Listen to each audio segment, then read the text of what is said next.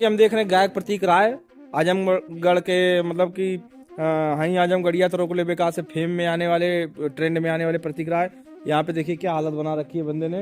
ये हगनाटी घूम के ये लोग रील बना रहे हैं। देखिए दिस हगनाटी हेयर वेयर एवरीवेयर दिस हगनाटी एंड दिस इज द दाढ़ी उर्फ cameraman and fuck this guys and very मतलब कर बहन तो तुम्हारे मारे पाथर एंड दिस अगल और वेरी अगल है भोसड़ी वाले को लग नहीं लिया हमारे से एंड दिस बिचलान वेरी बिचलान एंड बहन से बहुत बड़ी दरार दिस इज वेरी बड़ा पुल एंड दिस लार्ज पुल वेरी मतलब कि बहुत गाड़ फाड़ू पुल एंड दिस इज नदी और ये दो केकड़े नदी से बाहर आ चुके हैं।